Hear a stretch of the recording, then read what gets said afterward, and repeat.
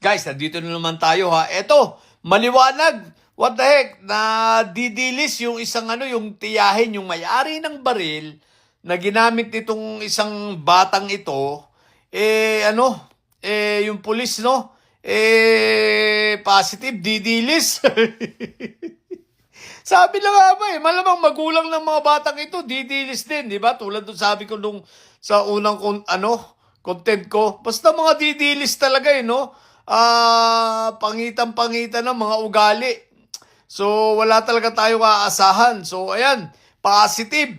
Didilis yan, yung tiyahin, didilis yun. Ayan, kasama pa ni Sprigitek, what the heck. So, dapat makasuhan din ito at ma-question, Kasi yan isipin mo yung ginamit na baril, yung kapabayaan, pinahiram, o kinuha nitong nakuha nitong pamangkin ng bakit naman makukuha kung nasa maayos na lagayan, di ba?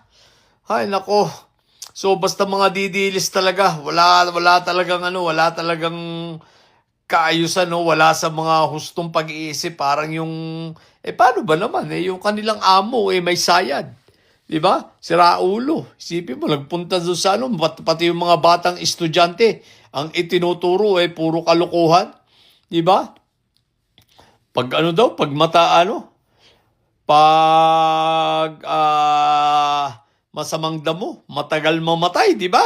Si Raulo rin, tinutuko yung kanyang tatay, Baliw na baliw, Basta mga didilis talaga, mga may sayad, kaya, ewan ko. So, ito positive talaga, So, ilan mo na. Bye!